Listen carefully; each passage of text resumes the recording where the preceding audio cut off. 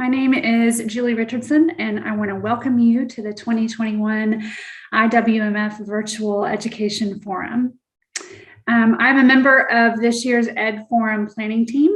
I am also a Waldenstrom's patient. I was diagnosed in March of 2020 at the age of 44, just as the COVID-19 pandemic was really beginning to ramp up.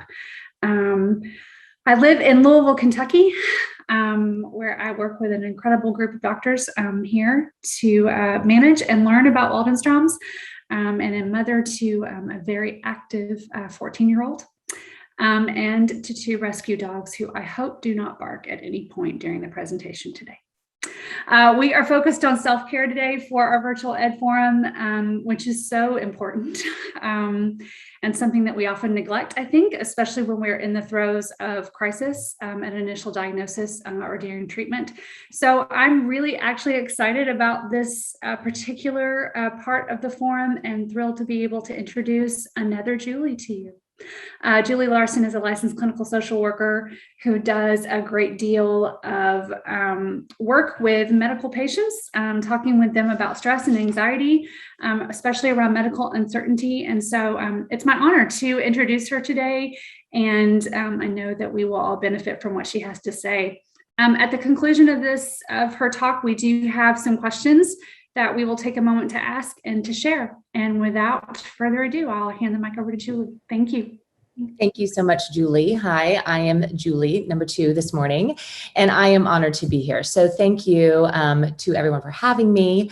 And I'm glad that you're all carving out this time today for a little sanity break, a little time to sit back and to think about how am I doing and how could I care for myself and in new and maybe even stronger ways. So I have a lot to share and a lot to say, and I'm going to share my screen and get moving. If at any point something really resonates for you and you want to share and join in the chat and the conversation, please feel free to do so. I'll keep my eye on it. I might still keep going, but Julie Richardson did tell you that we do have some questions that were given to us as you registered for this talk, and we're going to get to those at the end. A lot of those questions I might answer as we go. So if it is easy for you to grab a piece of paper and a pen, go ahead and do that, because if there's something that I say that you want to hold on to and you want to grab for later, I hope that you kind of find some space and get that for you for now or for later. Okay, so here is my screen and let's get moving and take that off there. So dealing with the stress of medical uncertainty. How are we going to do that? So, the first, Julie mentioned that oftentimes we think of stress in times of crisis, and certainly around a cancer diagnosis, that might be that initial phase of hearing the news you have cancer. And a lot of times I work with people in my office. Some of the things I often hear is that people experience just a sense of information overload. How do I understand the science and the medical piece of this diagnosis, what my treatment options are, and how to navigate this medical system, this healthcare system, but also uncertainty about commitments in your own life. Like, am I going to be able to continue to do all the things that I want to do at work or in socially or with my family? I don't know how this road ahead is going to change things up for me this spring. And cancer at any point along the trajectory. And I want to just pause and say that wherever I find you today, whether you are newly diagnosed, having navigated and managed this diagnosis for a long period of time, or a caregiver or a healthcare professional, all of those roles and all of those places kind of lead to sometimes having to have emotional conversations with friends or family along the way, and connecting with them about what's going on for you, what your needs are, what your limits are, and sometimes kind of where you felt left down or hurt. Fear about the future. Questions about the long-term impact of treatment. Some of the treatments that we have, how will that affect me? How will I be in the rest of my health? In addition to that, and a lot of what I just said on the first slide is, would be true of any cancer survivor. I think that there's some uniqueness for Waldenstrom survivors, and you probably feel that way too as you listen in today. But I think some of those things that I hear in my office or when I talk to individuals are more the chronic aspect of this diagnosis. Unlike a lot of cancer diagnosis where you treatment and then you're into follow-up and survivorship, long-term care, there's something different about the way we manage and the way we watch this particular diagnosis. And that might mean also that feeling of watch and wait, that there isn't an immediate action plan. We're going to watch this over time and how that feels with regard to uncertainty and fragility and anxiety. Immunocompromised status. So this diagnosis inherently makes individuals more immunocompromised, and that presents other risks outside of side effects and treatment, but just how do you navigate life and groups and friends? And certainly in this day and age of COVID, that's particularly complicated. And then fatigue. I know that fatigue is a unique side effect and symptom of this particular diagnosis that many people have to kind of feel and learn to kind of live with. And that can bring all sorts of emotions and all sorts of practical things to consider. So if I'm hitting that and that's resonating for you, feel free to pop that in the chat so that other people recognize that you're not alone. If there are things that I didn't touch base there that you feel are unique to Waldenstrom's that I haven't said, say it out loud, put it in the chat. I give you full permission to use your voice and to make this space your own so that you find that sense of community when we're here together. So, first thing that I often say to my clients is let's do a reality check here. Let's put everything on the table. And I'm going to say this to you right now is one of the strategies you can use when you are having a day that you wake up and you feel is particularly heavy, are feeling a little bit more uncertain or fragile. Stop. Let's take a compassion break, a pause. And let's throw everything on the table. Reality check this.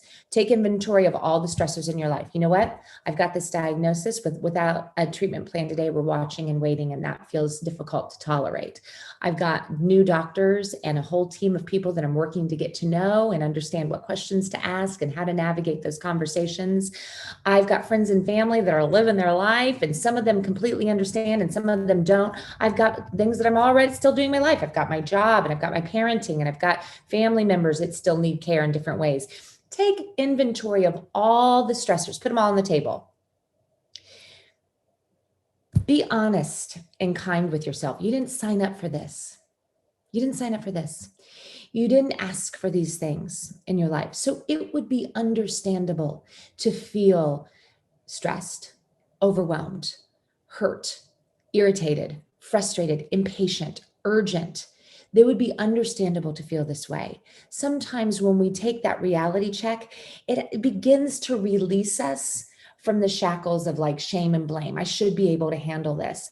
I don't know why I can't get myself together. I don't know why it's so difficult for me to get ready for a medical appointment or to walk in the door for this particular relationship or communication. I don't know why I have such a hard time. Put all of that on the table.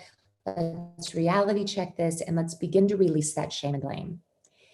Secondly, and I'm kind of popping around my slide here, I think that when we do that, we also begin to engage in taking some responsibility and accountability for how we can take care of ourselves. Oh gosh, look at all the things on my plate. Look at everything that I'm dealing with. I can't just keep white knuckling it through. I can't just keep pretending and smiling and pretending everything's okay. I've got to take some care of myself. I've got to look at this in a different way. I've got to address this in new ways. So I think that when we do this reality check moment, it not only does it release us from shame and blame and introduce some self-compassion, but it also begins to engage that part of you that's like, all right, I see it now. I see what's going on. I've got to lower my expectations. I've got to take some accountability for caring for myself. And then the final thing I'm going to put in this, and again, I've kind of jumped all over my slide here, is bookmark this day. A lot of times when we are in a particularly heavy, overwhelming, consuming, intense moment, it feels like it's going to last forever. It feels like there's no possible way that this could change or feel different. And I would say, get out your calendar, get out your phone, do something to to bookmark, circle that date on the calendar and say how you're feeling that day, and then check back in. So you know what, look at it, say, in a week, I'm going to see how I'm doing in a week. I'm going to see where I'm at 1 month from today. And my prediction would be that it may not be completely all better, but you may feel different. And that ability to begin to recognize the ebb and the flow, or the waves of your emotion, is really important. I say this to my clients, I'll say it to you, that what you're feeling in many ways is grief. A diagnosis of cancer changes things. It changes you. And initially people can go through have that feeling of denial, which can feel like numbness and shock and kind of dissociated from everything, like a difficulty making decisions or feeling paralyzed a bit. That's numbness. I don't like the way this has changed. This can't be happening. I think I'm just going to keep moving forward and doing everything that I always used to do. But then recognizing, oh, this is still nagging at me. I've got to have conversations with the doctor. I've got to begin to look at what I need to do to treat this or to care for myself. That's when denial begins to fade. Other feelings like anger and sadness begin to take their place. And anger shows up when we recognize so many other people are moving forward and doing everything that they were always doing in their lives, and things have really changed for you. That doesn't feel fair. It feels frustrating. It feels isolating and alone. And that can lead to feeling very angry or upset. Bargaining's in the middle of this, but I do think, and if you think about it, that sadness and anger are often two sides of the same coin. And when I sit with people in my office who are very angry, and their anger is just exploding around the room, right? And they're telling me with a lot of energy how they feel and how frustrated they are and how annoyed and irritating and impatient they can be with everything. When I sit back with them and we really slow down and take a deep breath, often sadness is right underneath that, and grief for what they feel like they've lost, what isn't the same, and what they know has changed.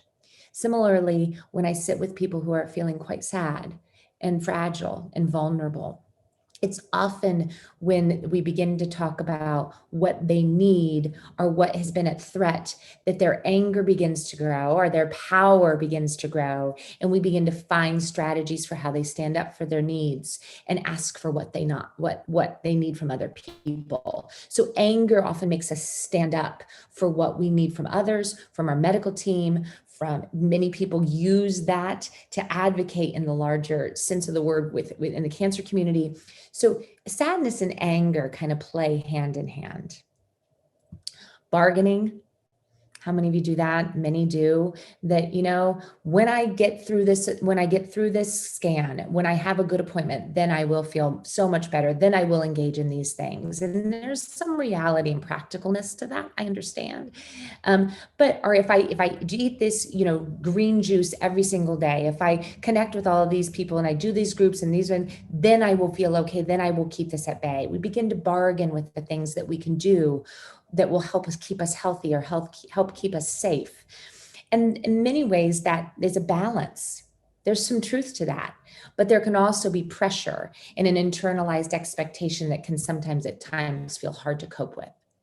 And then finally, when we think about all of this through the lens or through the frame of grief, there's acceptance. Now, of course, acceptance doesn't mean that it's all okay.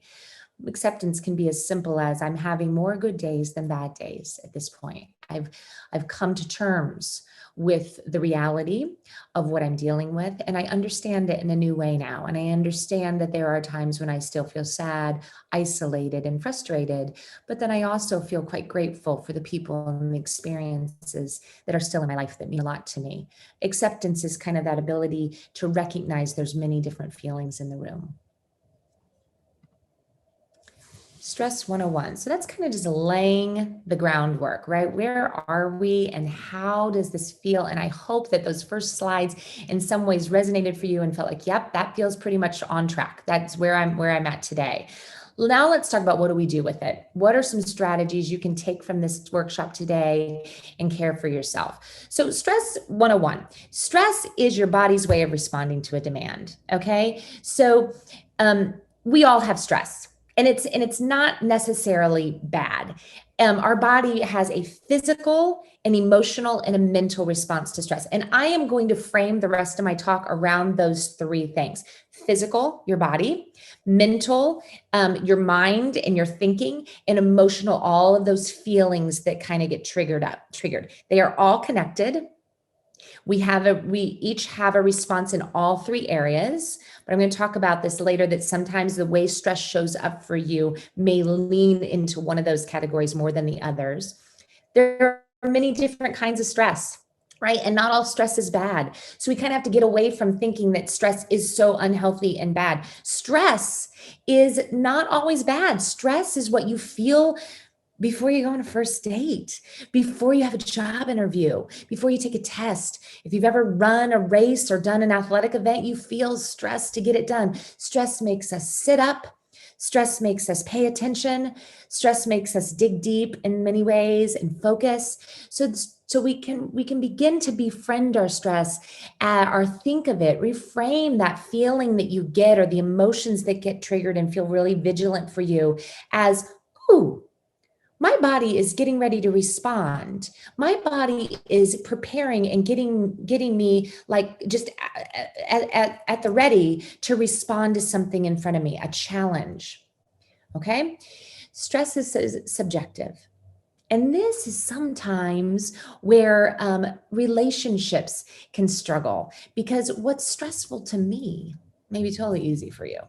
And vice versa. What you're finding to be really difficult and stressful and intense may feel really easy for somebody else, and they do not get you. They do not understand you. They can't join you or in that, right? So sometimes that's something to think about, that even when you sit in peer groups, like support groups, somebody may be really riled up or really emotional around something that's really not bothering you at all. And then you might feel it in a different way. Paying attention with purpose. If you can all leave this moment with this skill and habit, I'm going to call it a habit, of just developing that habit, or cultivating that time when you check in with yourself. How am I doing?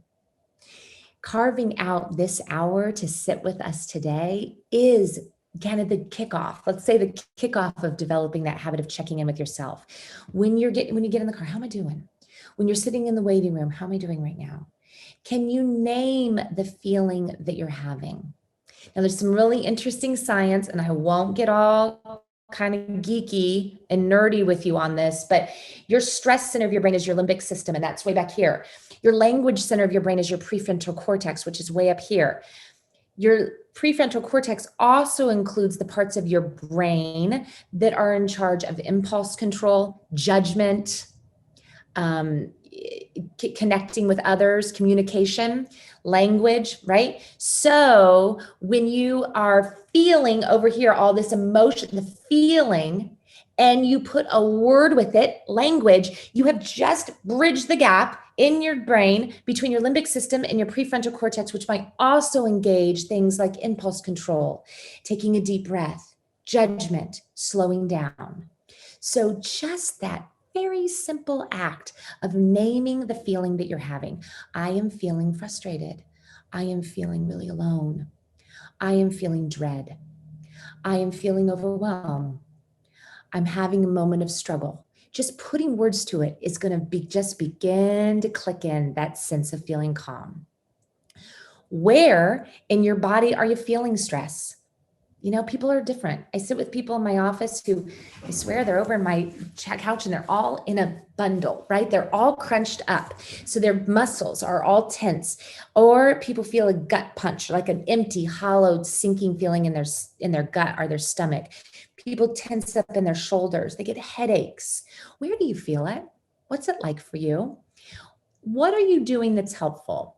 Okay, so I'm standing up, I'm changing positions, I'm getting a drink of water, I am turning off the radio or the news, I am getting my PJs on and just deciding to go to bed for the day. These are the things. I'm talking to a friend, I'm putting on music. These are the things that I'm finding are helping me. What am I doing that's not working so well? I am lost in my social media thread. And that is not working for me. I am down a rabbit hole of educating myself on the internet.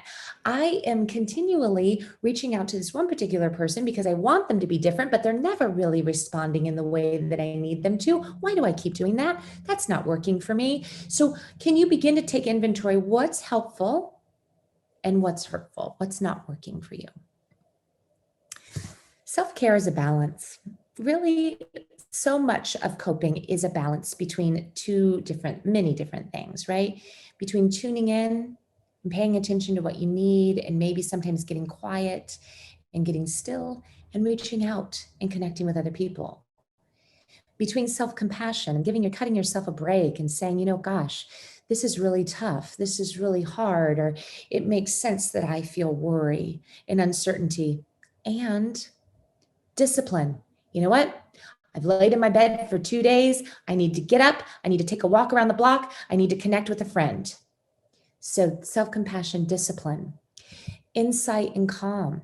Sometimes when we're feeling anxious, we want to understand it. We want to problem solve it. We want to nail it down, right? And tidy it up. Especially with I think of COVID right now. We want a clear set of guidelines that make us feel safe.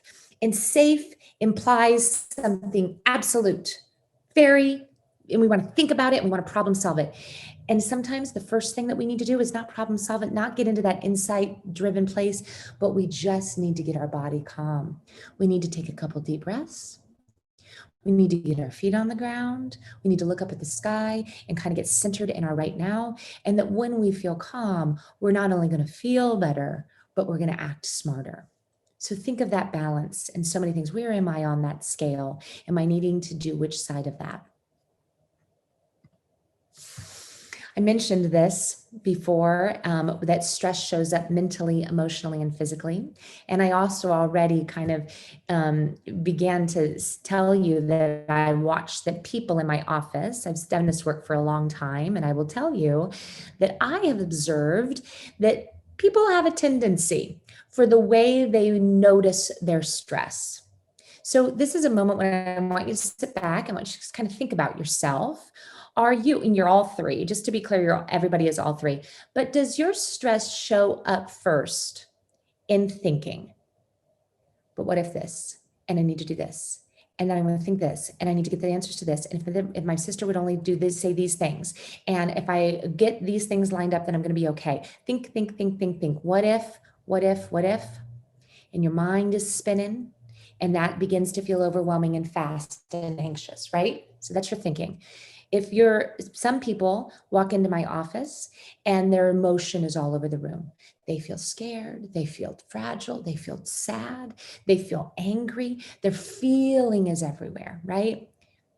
Interestingly, for my thinkers, the ones that are thinking, when I say to them in my office, well, like a therapist would, right? It sounds so therapy, but how does that make you feel?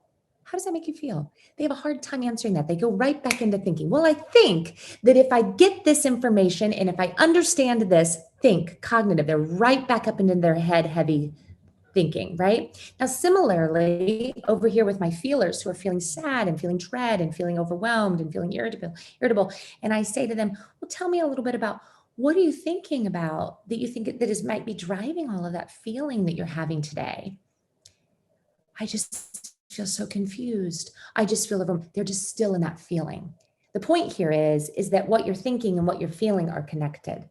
And so if you have just identified that you're a thinker or a feeler or one of the two, you might begin to grow the muscles of the other side of that. When you're doing all that thinking, name that feeling. What are you feeling? How are you doing? If you're a feeler, can you begin to pay attention and tune in to what thoughts are spinning, what stories are in your head that are driving that emotion? Now, I'm not leaving out the physical people because some people are quiet in my office. They don't have the words. They don't know how to articulate what they're saying or what they're feeling or what they're thinking. But goodness, they are tense. They have headaches. They recognize that they feel digested, they feel it in their digestion, they might feel restless, just a sense of irritability, just in their body, their mind, that is showing up in their body. And again, I would say let's calm your body first. Let's get your body calm a little bit softer, and then begin to tune into what emotion can you name an emotion, or can you begin to think about what thoughts are in your head? Okay, so strategy 1. Here we go with our strategies, our boots on the ground ideas. These are ideas. Some of this is going to work for you. Take it. Some of it's not. Leave it. Okay, we're all different. Strategy 1, and I'm going to go with your body first, because I think that that's often where we need to begin, is just to calm and to get centered. You are sometimes the most comforting thought is you are safe in this exact right now. We can get pretty lost in our perceived future, right? And sometimes we can get in the tendency of rehashing and recalculating, and what if I'd done this, and if only I had gotten to the doctor, our past. But when you do that, you're crunching out, there's no space for where you are right now. You're losing your present. So how can you come back to this moment where you're safe? You're okay. Use your 5 senses. Your 5 senses are connected to your body, and they only exist in the right now. So I tell people 5, 4, 3, 2, 1. So can you go down the list of 5 things that you see? That should be pretty easy. I'm looking around. I see the sky. I see my lamp. I see my plant, my office. I see my coffee cup. 5 things you see. 4 things that you hear. That one's pretty easy then too, right? I can hear, the echo in my room. I can hear the sound machine outside of my office. I can hear the cars out on the street. Can you go through 4 things that you hear? 3 things that you feel. That's physical feeling, not emotional feeling. I can feel my sweater on my skin. I can feel the temperature of this room. I can feel I can feel the ground underneath my feet. I can feel the seat underneath where I'm seated. Can you do that? What do you feel? 2 things that you smell, 1 thing that you taste. Those are a little bit more tricky, but if you think about it, all of these things are going to take quite a bit of attention. They're going to redirect your attention from whatever story's spinning in your head or whatever emotion is consuming you, and it's going to require some effort to focus and turn your attention to 5, 4, 3, 2, 1, your 5 senses. Okay? Another strategy for getting connected to the here and now and keeping yourself there when our monkey minds want to go all over the place is to break it down. Break down your day. There are going to be times when you can break it down to, you know what, I'm going to go scan to scan. Okay, then there might be times when things feel a little bit more intense and uncertain, and you might break down, I'm going to just do this week, or I'm just going to do this day, or I'm just going to do until lunch, and I'm just going to focus, and every time my mind goes over there, I'm going to say, I just need to do this task in front of me. Okay, just break down your day, break it down. And that might change. You might kind of flow in and out of that. Sort your thoughts. I love this one. I'm going to give it to you. Sort your thoughts into past, present, and future. Okay, so when you begin to pay attention to what you're thinking, can you also begin to sort them into buckets? Oh, that thought that I'm having is a past thought. That happened in the past. It's something that I'm kind of thinking about and mourning or grieving or second guessing. That's a past thought. That's a future thought. And this is a thought for right now. I've got to get the groceries. I've got to make dinner. I've got to, get ready for bed. This is a present thought. So sometimes you can say past thought, I don't have any control over that. Future thought, you know what, future thought? I'm going to leave you to my future self. You're not saying you're ridiculous and not minimizing it. You're not dismissing it or pushing it under the rug. You're just saying, you know what, I see you. I see that worry and concern. I'm going to put you over here in the future bucket, and I'm going to leave you to my future self. My present self can't do anything about that. I'm going to let my future self deal with that. And that's that kind of final bullet point. Give yourself permission to delegate some of that anxiety and worry to your future. When you get there, you'll deal with it then in real time. This is something to think about. I'm not going to spend too much time on this, but I just want you to kind of chew on this or think about it even after we talk. Between an event, something happens, a stressful event or something goes on, and the way you feel about it, or just in general, your feelings are usually signposting for you. They're usually signaling for you a need. When our needs are met, we feel connected, we feel well rested, we feel a sense of kind of efficacy, like confidence, then we feel good. We feel happy, we feel content, we feel calm. When our needs are not met, when we feel alone, when we feel disrespected, or when we feel like we need more information, when those needs are not met, we can feel distress. So when you begin to feel that distress, what are you needing? What is the underlying need that's pushing on that feeling? Give you some time to think about that. That takes a little practice, but I'll let you kind of begin to think about that from this point forward. Here's what I just said. When your needs are met, you feel good. When your needs are unmet, you feel some degree of distress. Strategy 2, anxiety. Your anxiety, if you think about it, is often an unanswered question.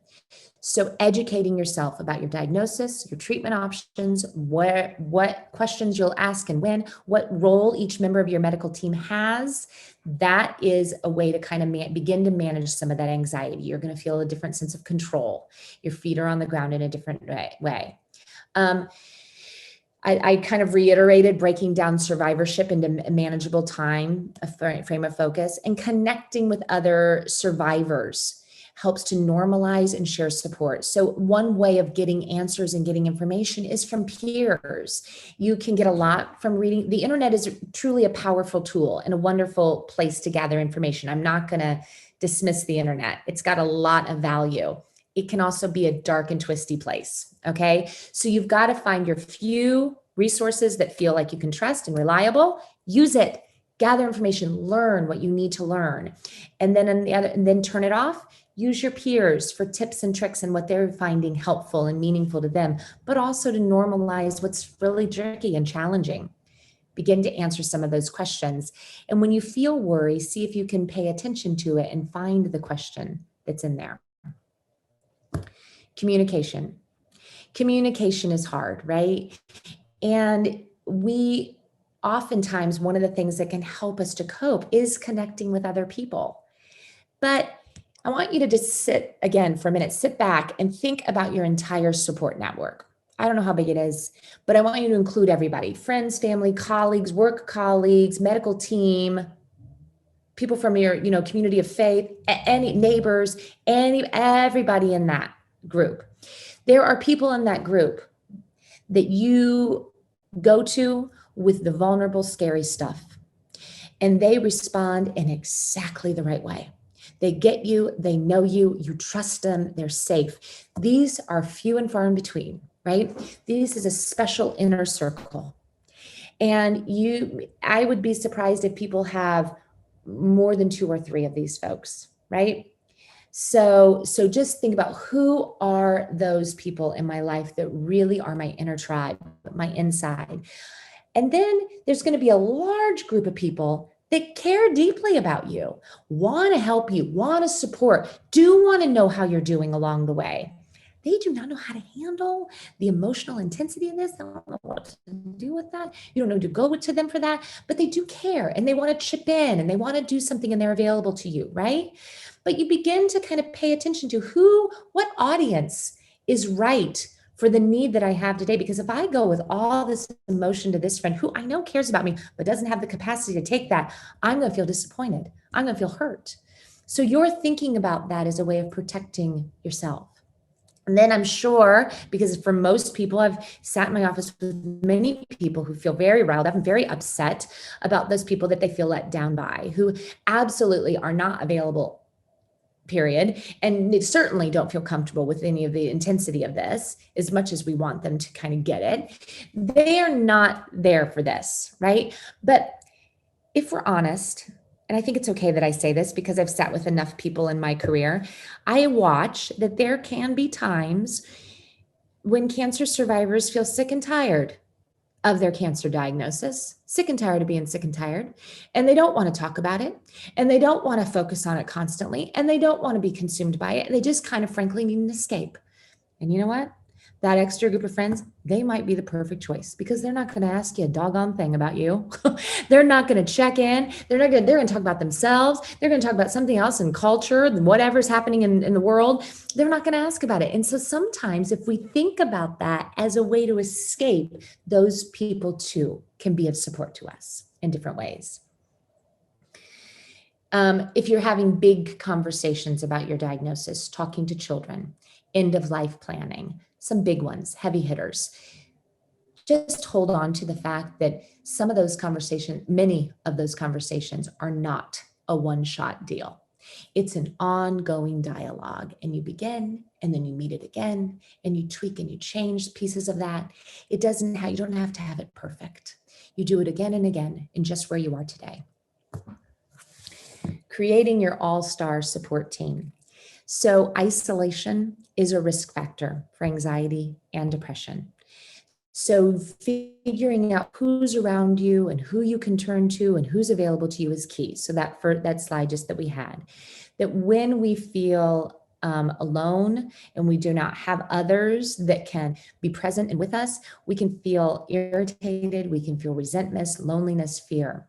So who are the people that are available to you? When you first think about your medical team, because I'm sure you have many different people, you have doctors, you have nurses, you have the different specialists in the hospital, not only in medical, but alternative and complementary peripheral care. Maybe you're also doing some integrative medicine or palliative for your body in different ways. That's all part of your team. Who do you really connect with? Who do you ask questions to? Who gives you responses that really work for you? Who's clear and organized?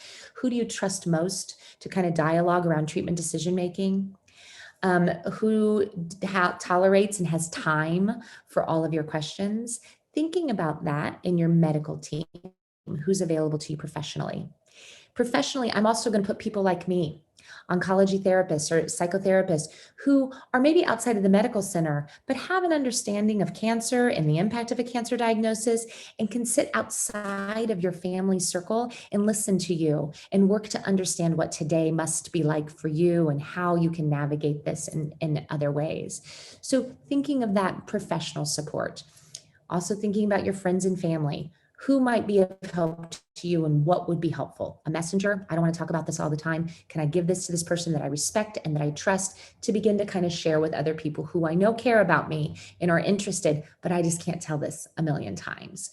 Who can I depend on to go on a walk on a regular basis because I just need to get moving, and I depend on this person every other day to meet me with our dogs or whatever and go for a walk? Who would just come over and sit on my patio? All of this insurance stuff is a mess and hard. I need somebody to sit with me and help me organize all these claims. It's hard for me to look in the internet, and I find that I go down a dark and twisty path.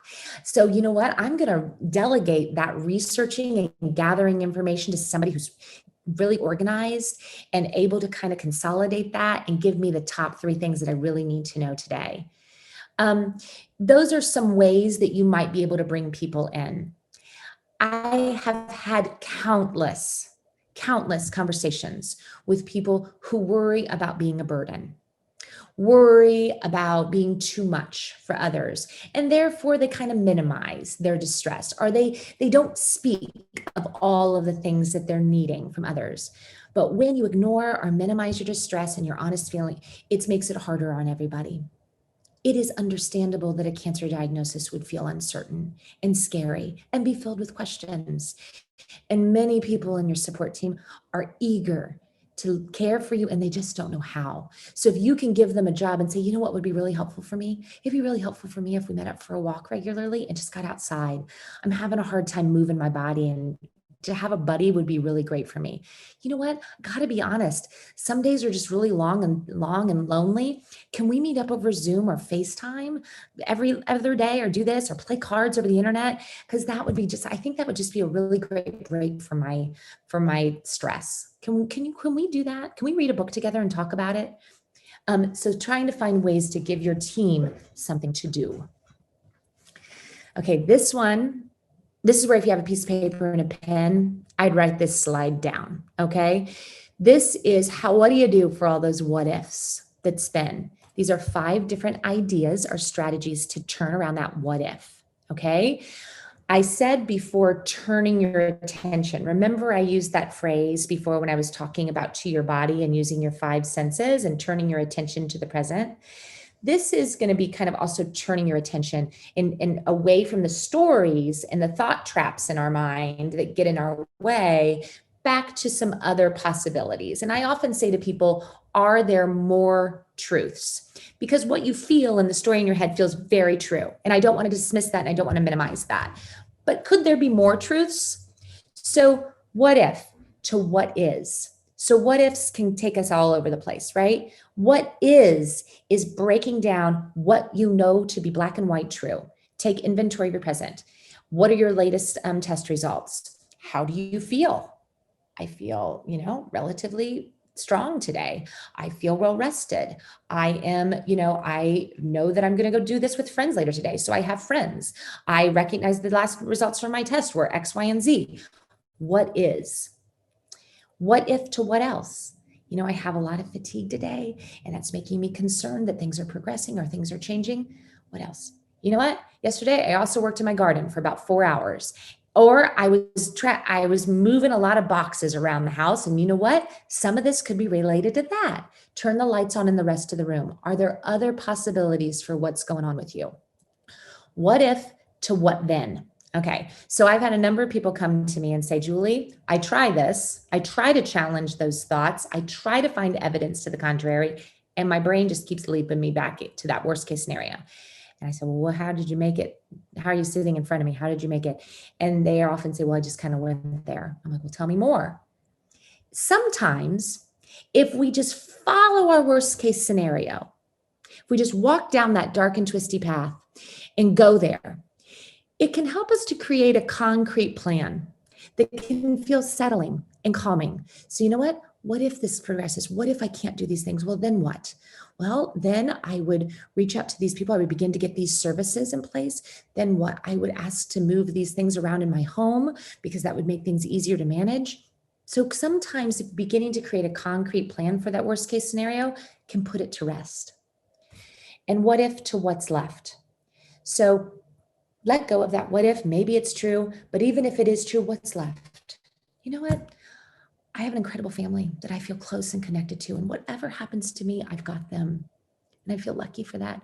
I love my home and my neighborhood, and I will sit out on that patio always. I love being in the city. I love to read, and I will always have my books as a place to escape and get lost into. So can you begin to see what would not change? What would never change? What's left?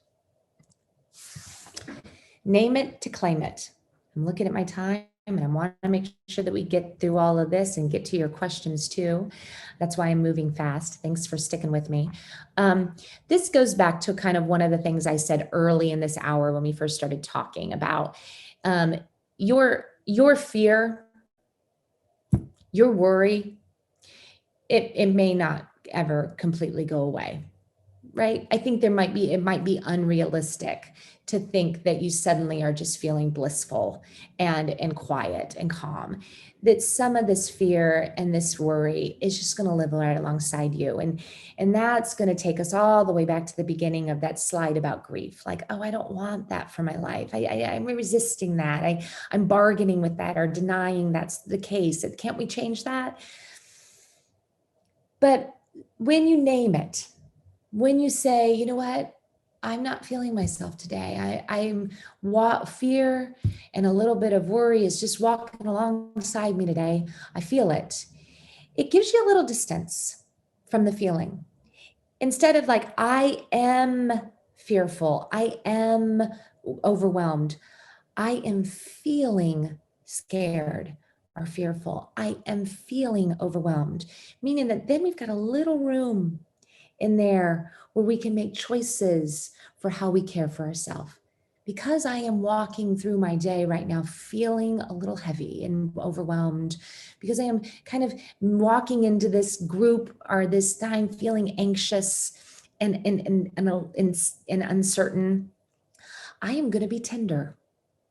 I might be quieter. I'm going to give myself permission to just move slower and be quieter right now because I need to be more gentle.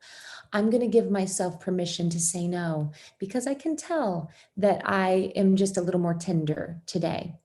I'm going to give myself permission to say, you know what?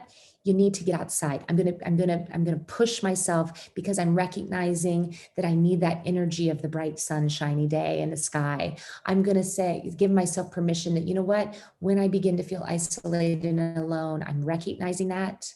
And I'm needing to connect with somebody in my life. I'm needing to make a phone call. I'm needing to get outside to do something. So sometimes when we name the feeling, then we can begin to take accountability for what we do to take care of it. Be realistic about your expectations for the road ahead. Meaning that we can have as much as I said when we were talking about bookmarking, to not get kind of attached or too consumed with the days that feel really hard and really uncertain. We also can't get too attached, sadly, to the days that just feel fantastic. That is how you feel today. Embrace it, enjoy it, spend it, watch carefully about what's contributing to this feeling today. And know that, you know what? That feeling won't last always either. That feeling will change, but it will come back. And I think as you begin to recognize this shifting, then you begin to trust the impermanence of it. And sometimes impermanence is our best friend. What I feel right now won't last forever.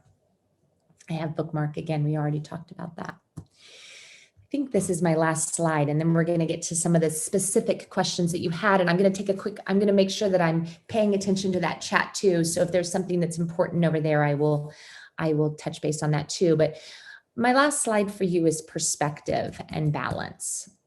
And I don't say that in a way of like, get perspective or like you should have that, like punitive.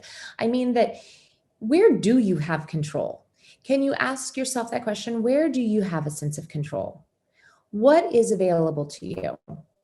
I'll tell you some of the most basic things, like getting to bed on time, being well nourished and eating meals through the day, drinking water.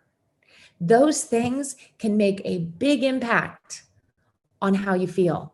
Am I right? Like when you are tired and when you are hungry, or when you are kind of not hydrated and you feel fuzzy and hazy, that you're going to be a lot more vulnerable to stress. And there might be a lot of places where you do not feel a sense of control, but we certainly have control over what time we go to bed, or at least that we rest at times, or make sure that we're getting food in our system. Zoom in. There are going to be times when your perspective, it is helpful to zoom way in on this day, this task that I'm on right now, or until the next appointment. I got to get really granular, really focused on this day.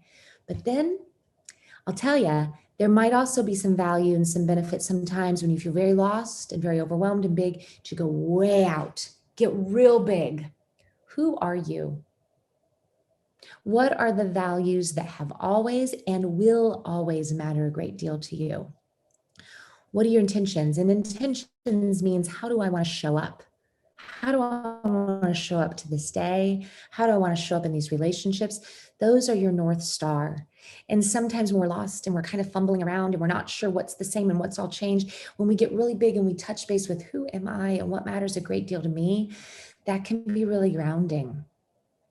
You are more than a cancer diagnosis. You're many things. Some of you might be mothers or fathers. Some of you might be spouses or good friends. Some of you might have jobs where you feel a great sense of identity in what you do every day. Sometimes when cancer feels really big, it can feel counterintuitive to focus elsewhere. But by shifting among the different parts of ourselves, we can often feel a lot calmer too. So that, I believe, let me just double check. Yep. That's all I have. I'm going to shift over. Like I said, I'm going to keep my eye on that chat, but we're also going to go back to some of the questions that were already posed. So let's go there. Hello, everyone. And Julie, thank you so much. Thank you so much. I don't know about everyone else on this webinar, but I certainly needed that and I'm grateful for it. So there were several questions that we wanted to focus on, but I'm going to move right to sort of three that went together. And all of them sort of are surrounding questions about COVID. And so Maureen has all three slides and can go through those. But for the sake of asking Julie the question, I'm just going to sort of combine them into one line of thought, if that's okay.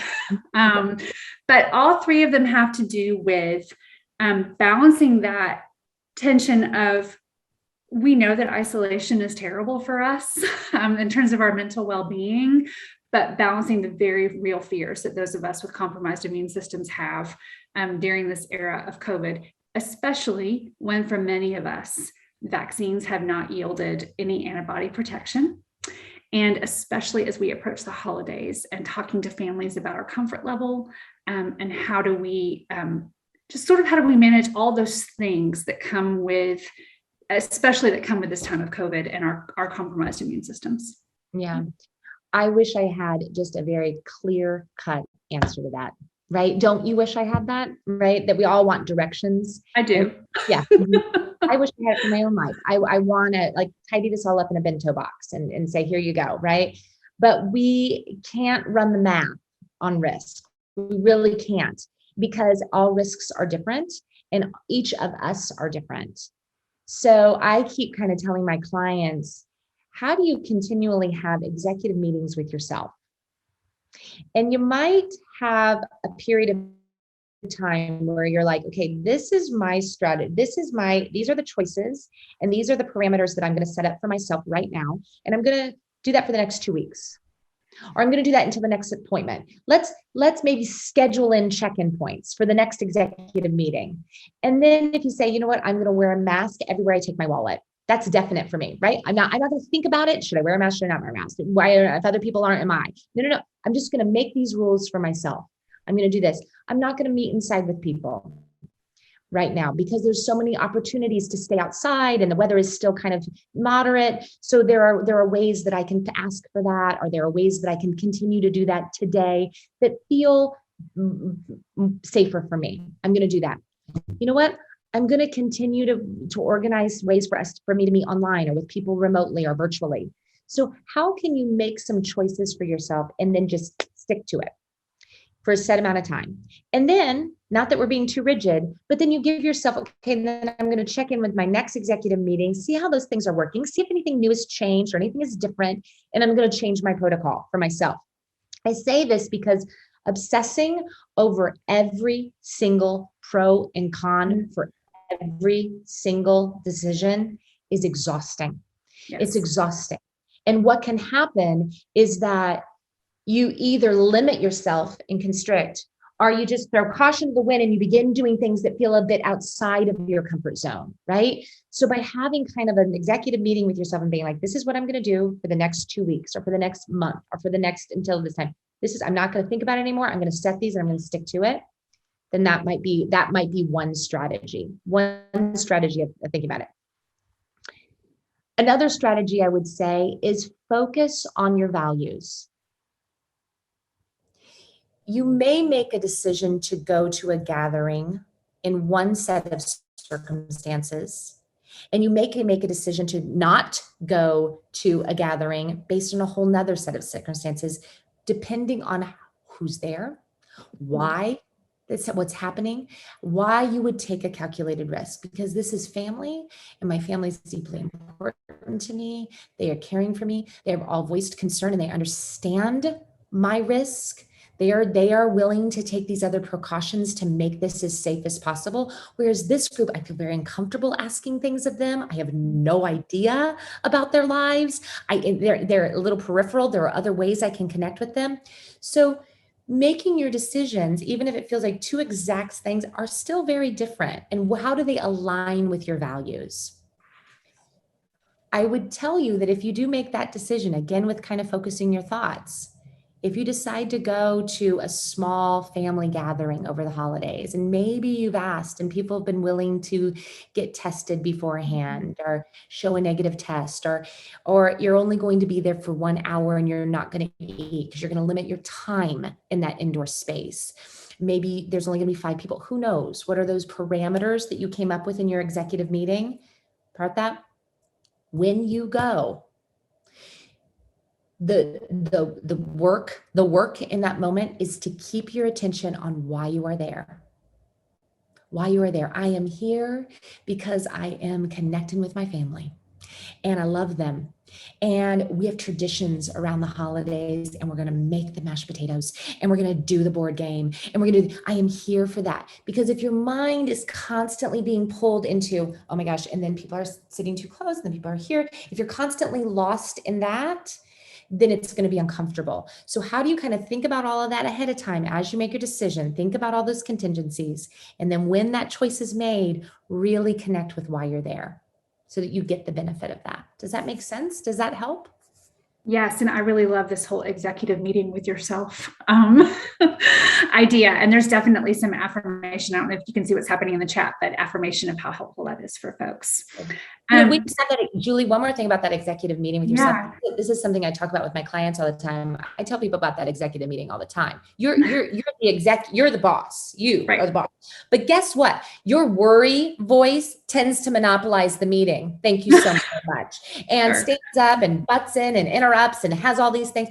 And then you're scared and fearful, quiet voice. That is also at the board table of that meeting. They both serve a purpose. They both are bringing valid points. So as your executive meeting, thank you, worry. Duly noted. I appreciate your concern for all of those things. We will take all of that into consideration. You may be seated. How you take power too. Nice. I think we have time for a couple of more. So one, this is a really direct one, and it just is, what's your thought on telling coworkers about your diagnosis, or perhaps friends that aren't part of that inner circle that you talked about, that's kind of your go-to, but I would especially think that involving coworkers, that's a valid question, like whether or not to invite them into that. Yep, a great question. The answer to this, again, is not simple, and I don't have a one answer for this because everyone is different. And not only different in the way in which they understand and identify with their diagnosis and what that means to them, but also their workspaces are different.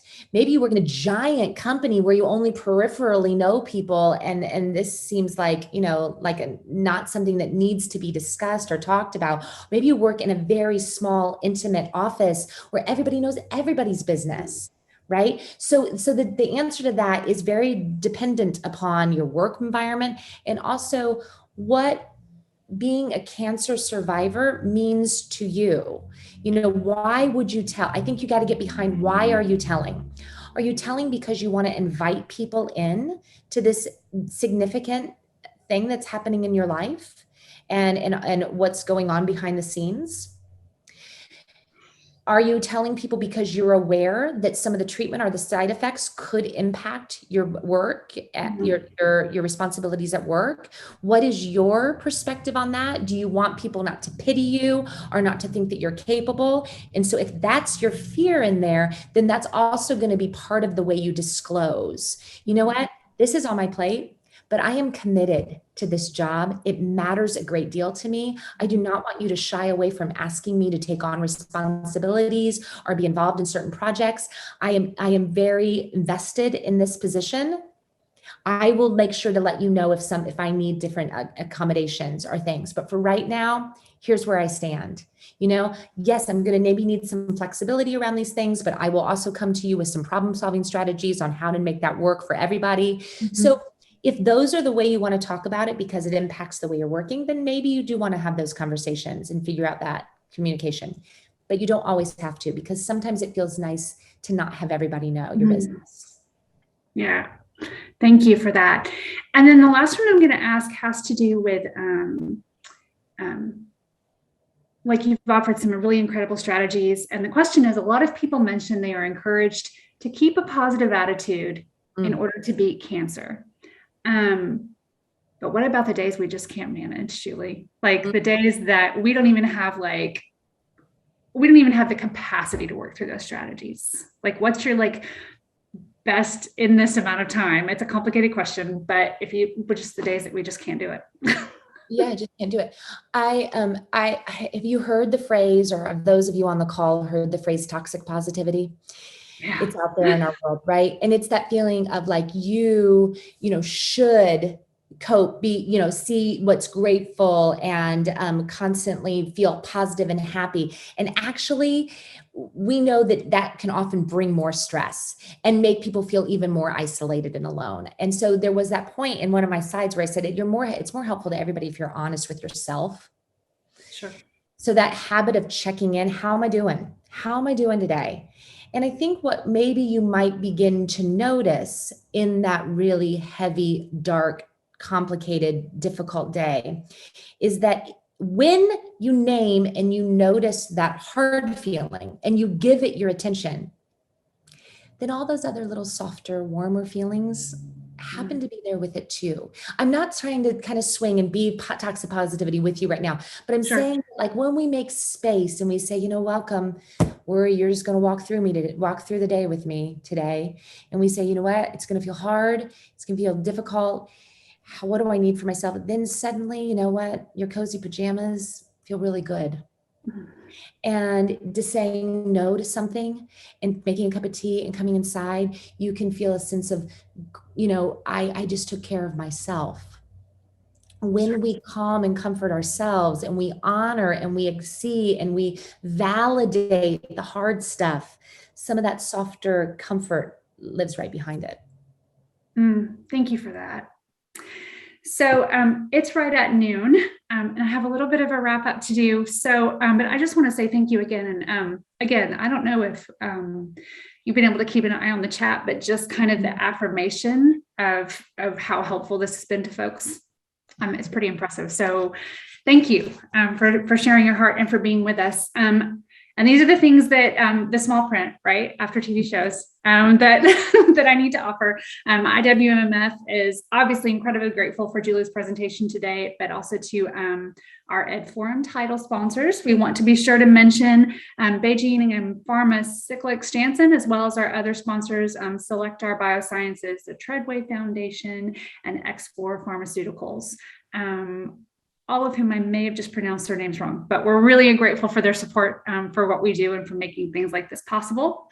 Thanks to all of you who are on the call today. I think at some point I saw like 225 folks who joined us for this conversation today, which is fantastic, right?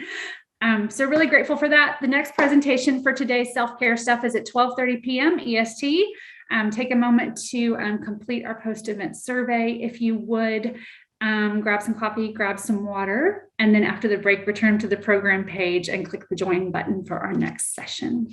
Thank you, Julie. Thank you, everyone. Take care. Thank you all. Take good care.